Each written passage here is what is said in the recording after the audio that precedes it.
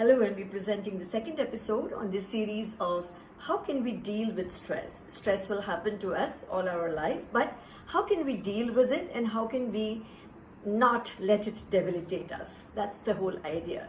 So today we're talking about this idea of planning and executing, because one of the reasons why we have a lot of stress is because we're not able to plan well and not able to execute those plan wells. So the way I look at it is, planning can be in two ways.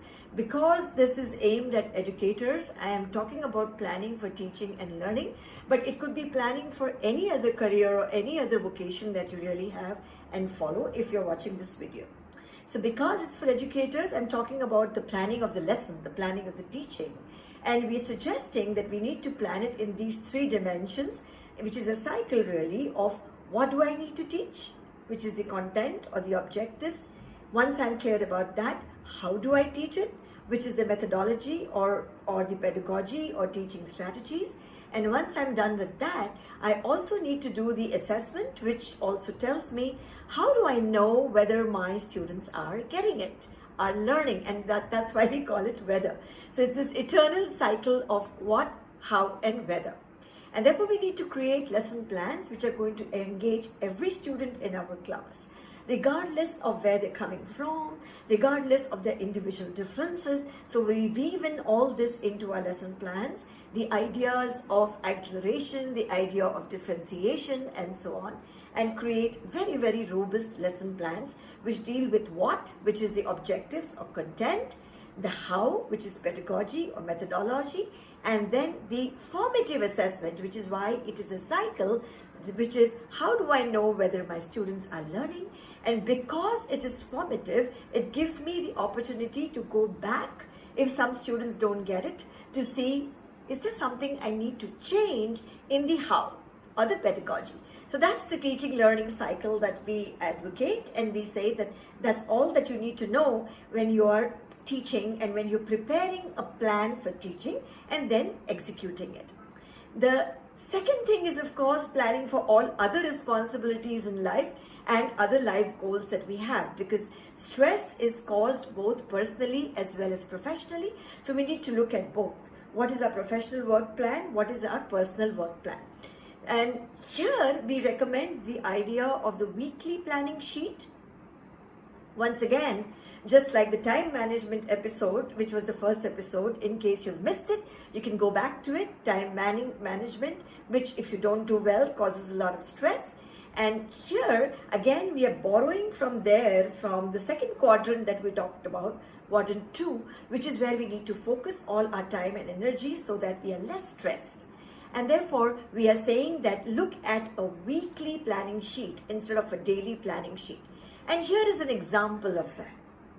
I've borrowed this from Stephen Covey again, who also gave the idea of urgent and important matrix of time management. So this is a weekly planning sheet. On my slide, I've just got 3 days of the week, but it continues for the entire week.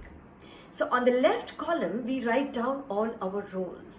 All of us play a lot of roles. It's not just the role which you have professionally. Okay? There is also a personal role, and you can see that I've listed quite a few in the left-hand side column. Okay? You could be a leader, school leader. You could be a product leader. You could be in any organization kind of a leadership role. You could be a head of the department.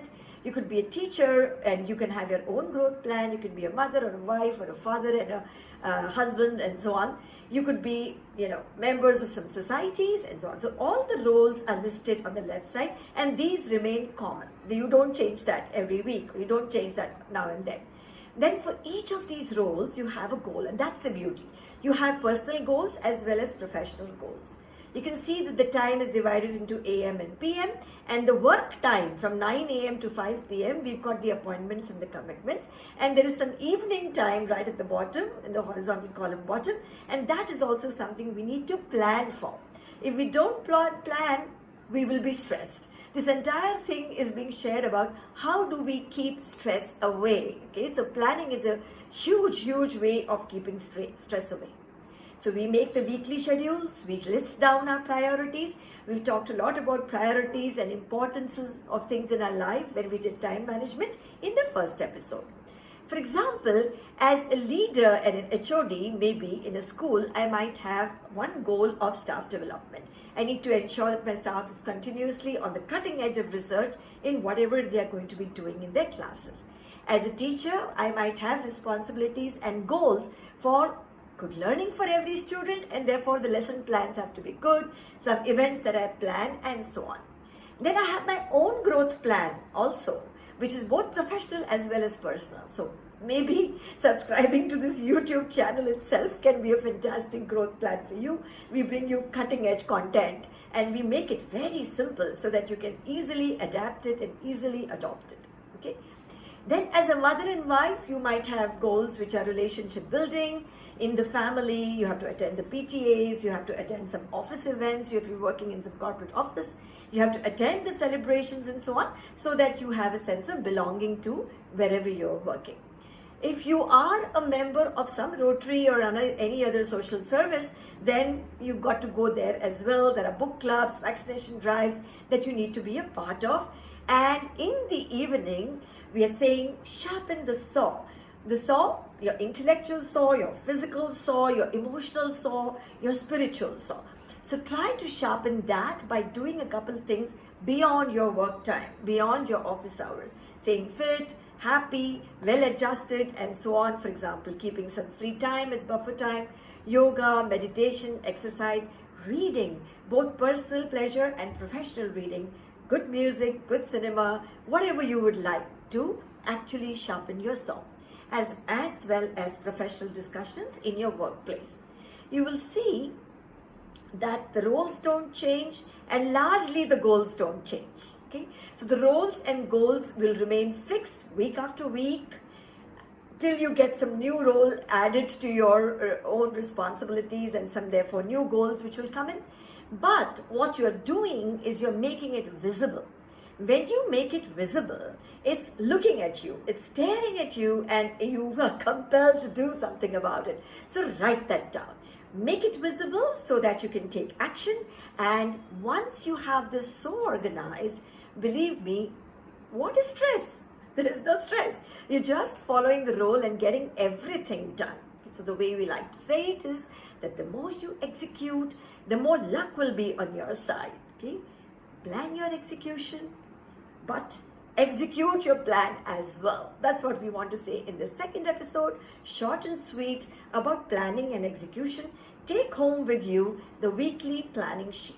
If you write to me, I will send you the entire format of that. We'll be very, very happy to do that. Okay? But signing off for now, thank you for watching. If you like what I present, do subscribe to our channel. We are continuously working to get you the best content in the most easy way. Thank you.